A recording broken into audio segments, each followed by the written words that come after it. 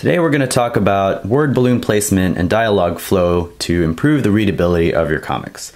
So let's just start with the basic 3-panel layout. This is your typical strip format, and we're going to put in our 2 characters. A, B. And these quick tips are going to be most useful for language systems that read left to right, top to bottom. Other language systems that go the other direction, you could flip it, but don't take my word for it. There might be specific rules that I don't know and won't be able to cover because I don't know them. So this is just basic stuff for left to right, top, bottom. All right, so let's start. Let's add in our dialogue balloons and our tails.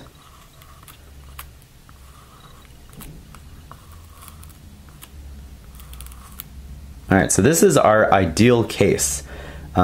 We know exactly who's speaking first, who is responding, and this is a great flow for your eyes because your eyes hop from here to here, here to here, here to here. It's obvious that A is speaking before B in every one of these panels. So this is your ideal situation. This is something that I strive for whenever I draw my comics. This is something that when you see a comic, you know exactly what you're in for, you know exactly how to read the thing. Sometimes, however, you want to change the speaker. So maybe you want B to speak before A. So to do that, don't do what is about to occur now. I've seen this, and this infuriates me when I see this in comics. I call this crossing the streams because I'm a big fucking nerd.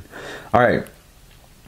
So for your eye flow, this kind of still makes sense because you know that this dialogue balloon is going before this dialogue balloon.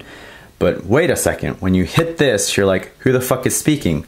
Because you're expecting this tail to point to person A, but it's going all the way over to person B, and your eye's like, wait a minute, this crisscross thing, I don't understand what the fuck is going on here. So it trips you up. You hit this panel and you're like, I have to think. This confuses your reader and kind of throws them out of the whole reading experience. This is not what you want to do.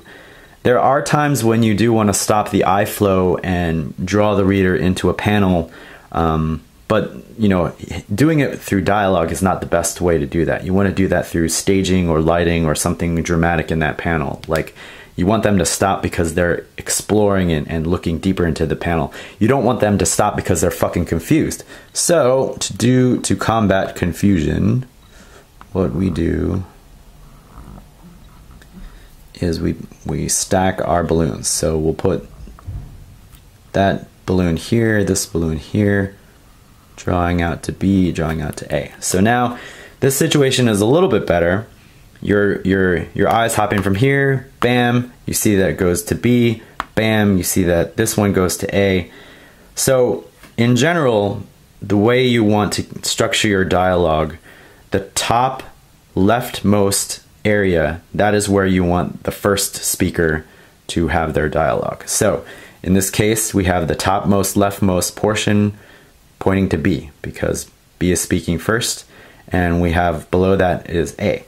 So this is not the best because it still forces your eye to hop down here, and it's still a hitch and you go on, but it's better than spending time trying to figure out this crisscross situation. So this is okay. It's not ideal, but it still has a nice flow to it.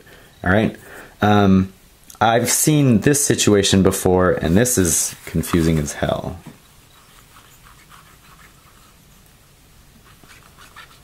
So I've seen this kind of thing where you have a piece of dialogue here and a piece of dialogue here. Now, you would think that this person, A, is speaking first, but that's not always the case.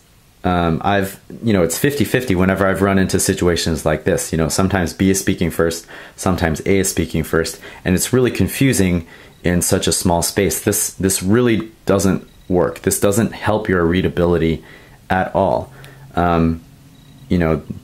This is A is coming first from the left, but B is topmost. So your eye is kind of like, do I go this way? Do I go this way? Which way do I go? And so this is another one of those confusing situations that really screws up your readability. There's one case where this works, And it's when we do something that in the 90s they called cinematic widescreen comics. It's just a fancy word, fancy way of saying frames be wide. All right, so we got A, and we got B. You know, A is saying this, B is saying this. So this is fucking obvious who is speaking first. It's obvious that A is speaking first and B is responding.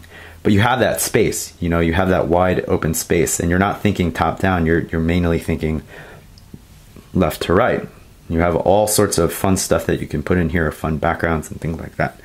But in general, my general rule of thumb is that the topmost, leftmost corner is where I like to place the person speaking first. Now that may force you to change the way you block your scene, like sometimes,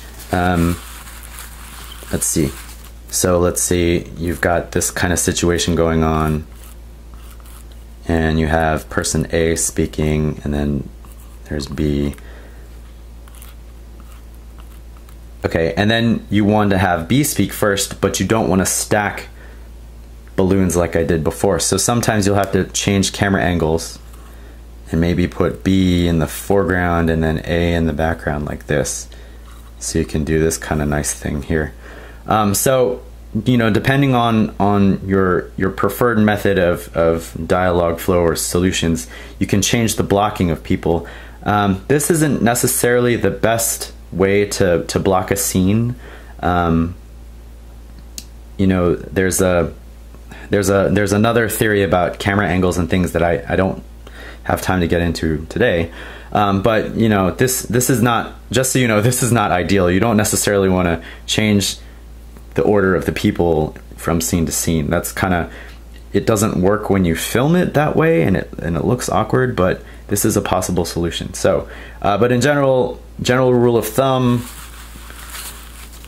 if you forget everything else from this video and remember nothing else, topmost, leftmost speaks first,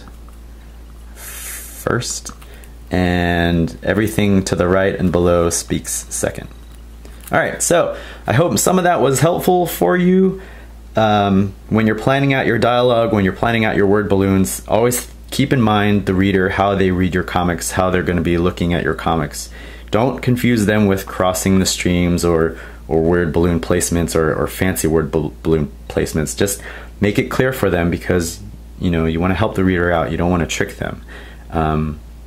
Capture their eye with the artwork in the frame. Don't capture their eye by confusing them with your balloon placement. So that's it for today. Thanks for watching, and hope to check you later next time.